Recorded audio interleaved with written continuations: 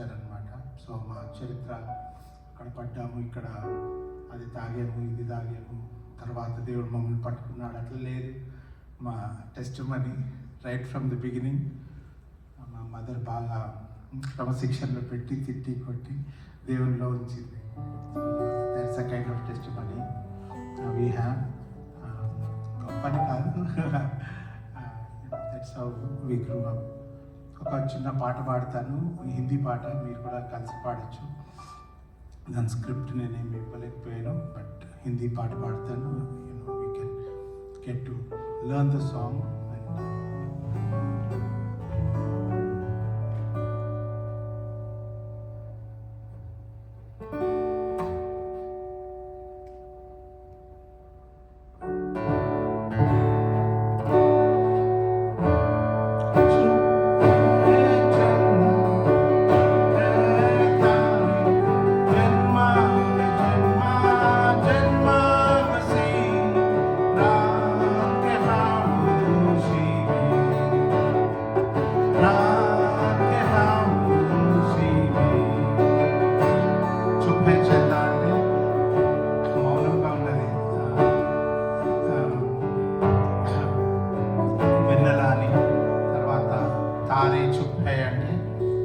సైలెంట్గా ఉన్నాయి చుక్కలన్నీ కూడా. చంద్రుడు సైలెంట్గా ఉన్నాడు. రాత్రి మరి చీకటిగా ఉన్నది. సైలెంట్గా ఉన్న సమయంలో ఒక పుట్టుక జరిగింది. ఆ పుట్టుక ఎవరిది అంటే యేసుక్రీస్తు ప్రభు. జన్మా హై జన్మా, జన్మా మసీ, రాత్ కే ఖామోషీ మే అని అర్థం. చుప్ హై చందా, చుప్ హై తారే, జన్మా హై జన్మా, జన్మా మసీ, రాత్ కే ఖామోషీ మే, రాత్ కే ఖామోషీ మే. कैसी है चरनी, कैसी है रातें, सोया है सारा ज़माना, बिरते हैं में लेकर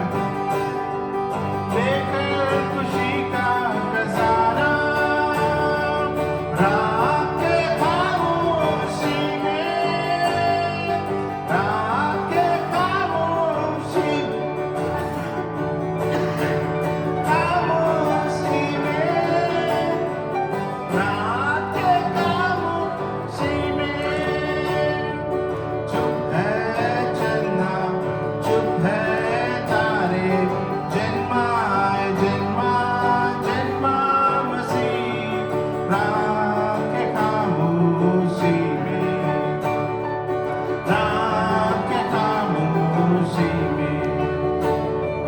रातों में आकर, रातों में गाकर, भूतों ने सबको जगाया, शांति का दाता, मुक्ति का स्वामी, हमको बचाने आया।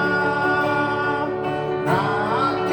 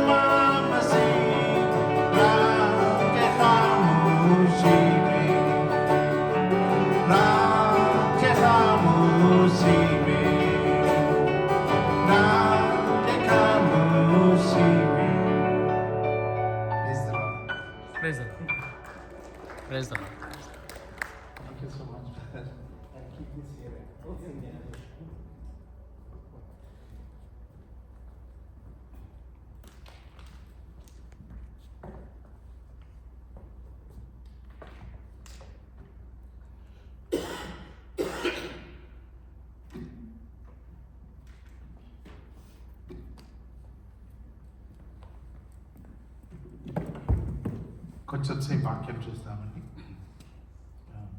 మేబీ ఇంగ్లీష్లో కూడా చెప్పడానికి ట్రై చేస్తాను.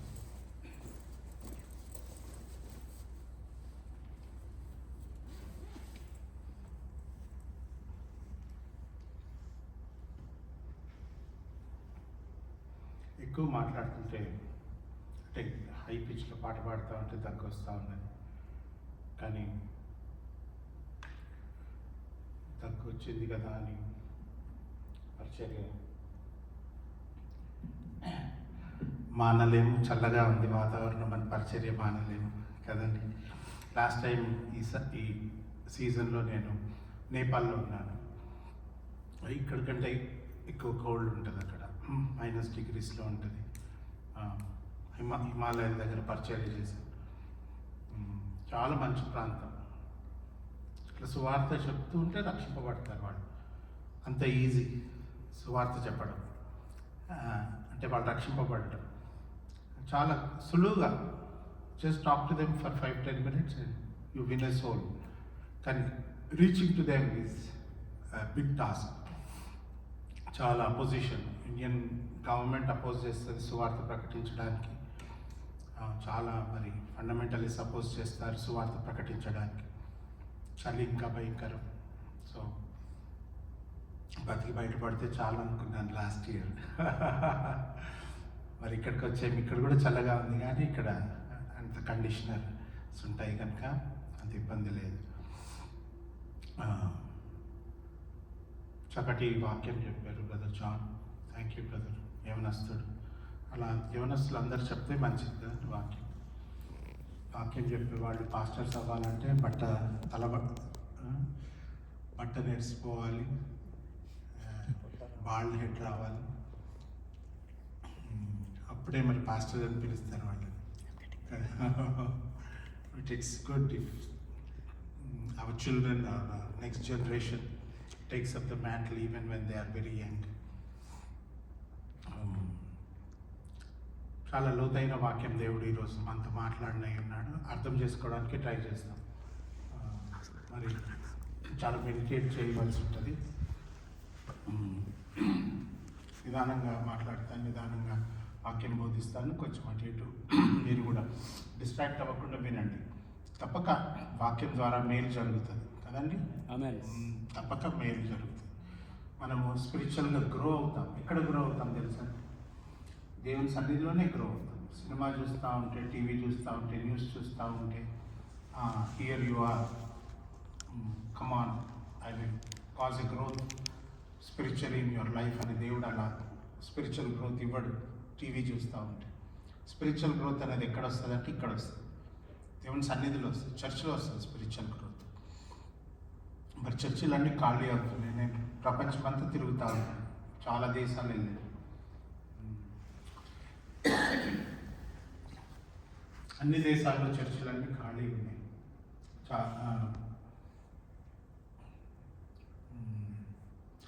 లాస్ట్ టైం నేను ఫీనిక్స్కి వెళ్ళాను, అక్కడ చర్చ్ చూశాను.